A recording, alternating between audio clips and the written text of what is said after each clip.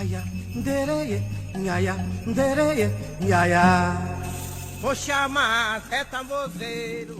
Aquilombados, negociações e conflitos. Houve quilombos surgidos de protestos e ocupação de terras no interior das próprias fazendas. No século XVIII, destaca-se o conhecido episódio do Engenho de Santana, na Bahia. Aquele engenho, uma antiga fazenda de jesuítas, estava sob a administração de Manuel da Silva Ferreira e contava com cerca de 300 escravos. Em 1789, os cativos se rebelaram, mataram o mestre de açúcar e se refugiaram nas matas circunvizinhas. Quando enviaram um tratado ao administrador que estipulava dispensa de 2 dias semanais, sexta e sábado, para cultivarem seus lotes de terra, cessão de redes e canoas para que pudessem pescar, direito de embarcarem os produtos provenientes de suas roças juntamente com o açúcar que seguiria para o mercado para não pagarem fretes de barca, substituição imediata dos feitores e eleição de outros com a aprovação deles, escravos. Autonomia para realizarem suas festas e batuques sem a necessidade de autorização prévia e outros temas relativos ao ritmo e ao tempo de trabalho diário. Procuravam preservar e alargar espaços de autonomia que provavelmente tinham conquistado desde os tempos da administração jesuítica. Os escravos do Engenho Santana tiveram como resposta uma implacável repressão. Em 1790, o principal líder, o crioulo Gregório Luiz, foi enviado para a cadeia de Salvador, onde ainda permanecia em 1806, aguardando julgamento. Algumas décadas depois, em 1821, aquela comunidade escrava, muitos deles descendentes dos rebelados de 1789 e 90, reivindicou sua tradição de luta, mais uma vez ocupando o Engenho de Santana por 3 anos, pelo qual seja até 1824. Em 1828, tentaram um novo levante e muitos deles tinham se aquilombado. Comparando as plantações de mandioca, café, peixe e farinha encontradas na área do aquilombamento em 1828 e os itens das reivindicações de 1789, como, por exemplo, se fazer uma barca grande para levar a Salvador parte da economia própria dos escravos, ou seja, para metermos nossas cargas para não pagarmos frete e plantar nosso arroz onde quisermos, verifica-se que ali tinha sido formada uma economia camponesa havia bastante tempo. Os aquilombamentos de 1789, 1821 e 24 e 1828 podem ter sido renovados capítulos de uma experiência compartilhada de conexão dos mucambos e senzalas, das roças e trocas mercantis. A insatisfação no contexto de 1821, além das questões conjunturais como a guerra pela independência da Bahia, pode ter sido gerada, entre outras coisas, tal como em 1789, pelo desejo dos cativos de aumentarem margens de autonomia no que diz respeito à economia própria. Crises socioeconômicas, principalmente relacionadas ao abastecimento de alimentos, por exemplo, faziam com que alguns senhores procurassem restringir e controlar mais as roças da economia própria de seus escravos. Ao que se sabe, o aquilombamento de 1821 contou com o apoio de outros escravos de plantações vizinhas e também dos habitantes de outros quilombos que já existiam na região. Na expedição enviada foram encontrados ranchos, plantações de mandioca, cana, algodão, rodas de pilar mandioca, sal, panelas e porção de pólvora. Mais adiante, numa distância de alguns quilômetros, foram encontrados outros tantos ranchos e mais roças de mandioca, das quais poderiam fazer para mais de 1.000 alqueires de farinha. O historiador João Reis foi quem primeiro analisou a base camponesa que articulava ali comunidades de senzalas de vários engenhos e escravos aquilombados. Ciro Cardoso, justificando sua categorização de brecha camponesa, também citou essas análises e os documentos publicados. Várias questões foram destacadas. Primeiramente, o número de cativos trabalhando no Engenho de Santana. Entre o final do século XVIII e o início do XIX, sabe-se que ali trabalhavam cerca de 300 escravos, enquanto em 1828 falava-se da existência de 220 cativos naquele engenho. Essas quantidades excediam em muito a média da estrutura de posse de escravos dos engenhos baianos. Destaca-se também o absenteísmo do proprietário de Santana, no século XIX, no caso o Marquês de Barbacena, um líder da classe dominante baiana. Tal absenteísmo pode ter provocado o descontentamento dos escravos. uma vez que os engenhos acabavam sendo controlados por administradores e feitores que maltratavam os cativos e não reconheciam seus direitos costumeiros. Outra questão importante, tanto em 1789 como em 1824, foi a proeminência de cativos crioulos. Tal criolização escrava diferia do cenário étnico-demográfico da população escrava de Salvador, a maior parte formada de africanos, homens e adultos. João Reis também destacou o local do engenho de Santana, em Ilhéus, região de povoamento esparso cercada por florestas, facilitando, portanto, a constituição e proteção dos mucambos. Ao que presumiu ao relacionar a quantidade de mandioca encontrada como fator indicativo para calcular a possível população dos mucambos, havia em 1821-24, entre os aquilombados, cerca de 240 habitantes, com mulheres e crianças em núcleos familiares.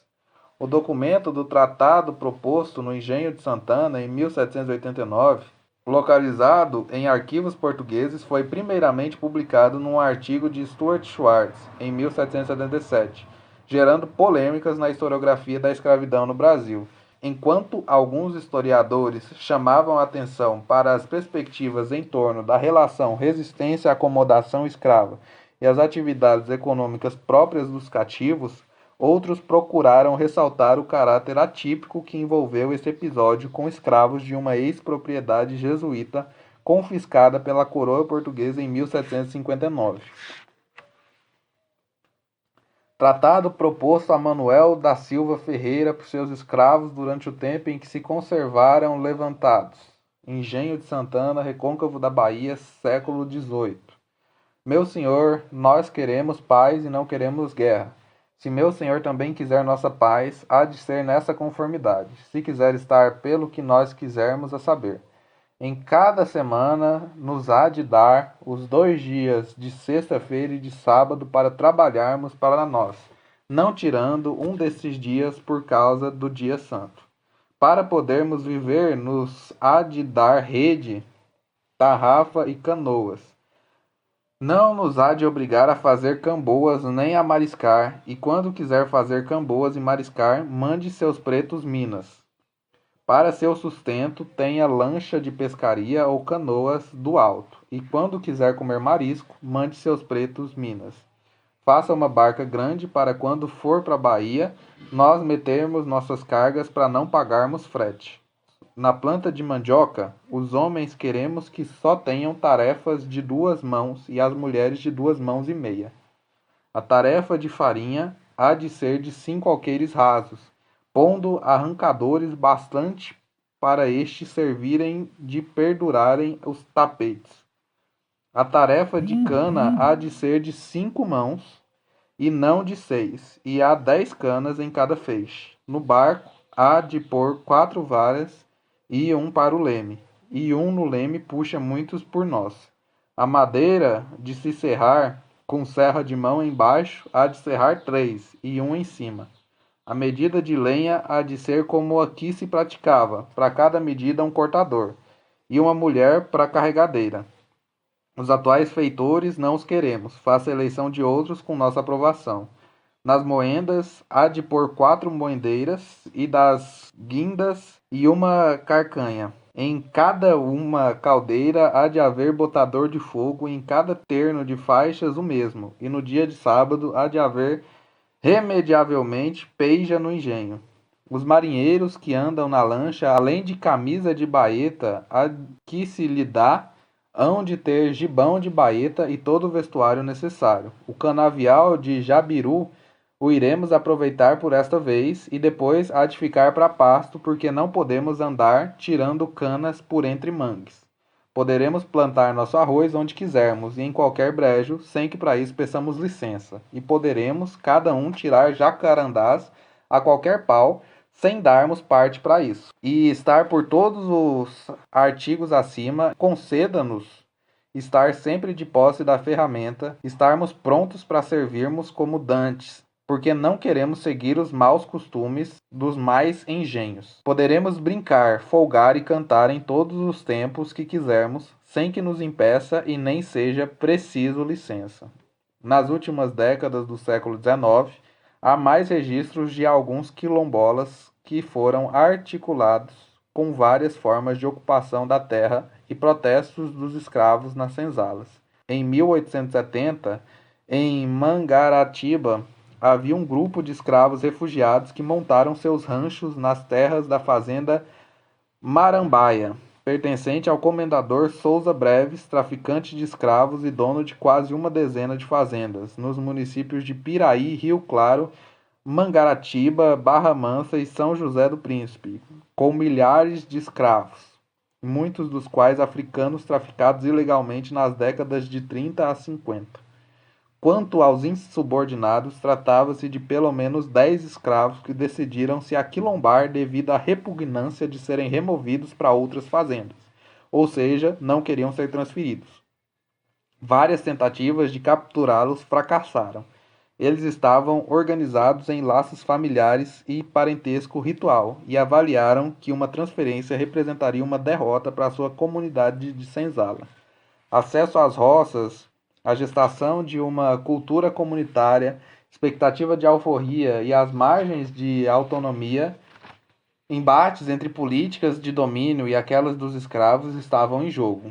Situações incomuns numa sociedade escravista, como compra, venda, doação e transferência de escravos, podiam significar momentos cruciais para as comunidades escravas que se constituíam. Na defesa daquilo que consideravam direitos, aqueles escravos que pretendiam estabelecer ali, trabalhando ao lado de parceiros e parentes, burlando a vigilância de feitores e capatazes, chegavam a pernoitar nas próprias senzalas, enquanto de dia vagavam nas matas fugindo da repressão. Ao que parece, não construíram ranchos nem roças, optando apenas por se manterem escondidos, pois contavam com o apoio dos outros escravos que os alimentavam e acoitavam nas senzalas durante a noite. Aquilombamentos, como ocupação de senzalas e terras das próprias fazendas, ocorreram em outros lugares. Em 1874, se refugiaram alguns escravos na Barra de São João. Estava envolvido o comendador Antônio Francisco da Costa Cabral, que tinha comprado a fazenda Fructeira, com seus respectivos escravos, havia pouco mais de 9 anos. Estabelecendo-se então com sua família e se dedicando ao cultivo de café, aquele fazendeiro, verificando estar sua escravatura bastante insubordinada, tentou negociar com os escravos para que voltassem aos hábitos de trabalho. Durante um tempo, teve algum sucesso, mas depois não conseguiu um resultado feliz. Argumentou que, apesar da abundância em que viviam os escravos, pois lhe fornecia fumo e aguardente, permaneciam aquilombados, ainda que nas proximidades da fazenda, construindo ranchos e praticando pequenos furtos, como é de costume em tais casos para subsistência. A repressão empregada para capturá-los só conseguia encontrar ranchos e roças abandonados. Nas investigações, descobriu-se o motivo daquele aquilombamento. Estavam todos os escravos da roça pedindo venda porque não queriam mais servir aquele senhor, mas não reclamaram que sofriam castigos rigorosos, porém desejavam sair da fazenda porque seu senhor moço tinha se retirado para a corte. Enquanto as autoridades avaliavam que eles queriam viver na ociosidade, uma vez que não havia o menor motivo de queixa contra o senhor, esses escravos se aquilombaram. Nas últimas décadas da escravidão ocorreram mais episódios semelhantes. Em 1876, em Macaé, o fazendeiro Manuel Cruz Sena reclamava que seus escravos estavam fugidos no interior de sua fazenda. As escapadas tinham começado havia cerca de 5 anos, tendo pouco a pouco sido seduzida a maior parte dos escravos até formarem um quilombo. Existiam pelo menos 39 escravos aquilombados na fazenda Santo Antônio, localizada na freguesia de Macabu. Além de construírem ranchos, aliciavam os cativos remanescentes e praticavam furtos, começando pelos arrombamentos nos paióis de depósito de café, gado e outras criações, do que se sustentavam. Havia denúncias de que eram acoitados e protegidos por lavradores da região. As investigações revelavam que esses aquilombados queriam ser vendidos. Depois de quase um mês de negociações, os aquilombados, em pequenos grupos, se apresentaram à polícia com a garantia de que não seriam castigados, mas imediatamente vendidos.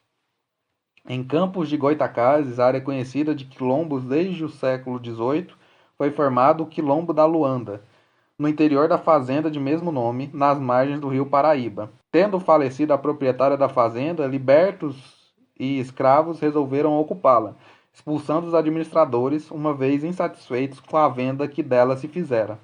João Ferreira Tinoco, que havia comprado a fazenda dos herdeiros, não conseguia tomar a posse, sendo rechaçado pelos aquilombados desde 1877. O Monitor Campista tinha publicado o anúncio da venda da Luanda, destacando que tinha de testada 700 braços e meia légua de fundos ou 160 alqueires de terra em todo o seu, apropriadas para a cultura de cana e pastagem nas terras planas e nos altos e montanhosos para a cultura de mandioca e café. O anúncio não fazia nenhuma menção sequer da existência de escravos na fazenda, mas aquela ocupação representava mau exemplo para outros escravos de Campos de Goitacazes, pois várias diligências e tentativas de negociação fracassaram. Os aquilombados não quiseram nenhum acordo, acreditando que, com a morte da senhora, tinham ficado livres e poderiam continuar trabalhando naquela fazenda apenas para seu sustento. Numa ocasião, as autoridades policiais determinaram que fossem cercadas com vistas a cortar todo e qualquer abastecimento. Com a preocupação de desocupar a propriedade, optava-se por tentar vencê-los pela fome e cansaço, impossibilitados de cultivarem suas lavouras, já que ficaram à mercê da tropa, ou de comerciarem com outros escravos e vendeiros, os aquilombados acabaram se entregando. Mas eles conseguiram resistir por mais algum tempo ao bloqueio, sendo alguns capturados e outros tendo se entregado. Durante quase 4 anos, de 1877 a meados de 1880, fazendeiros e lavradores de campos desfrutaram da vizinhança daquele quilombo original. No tambor da Angola,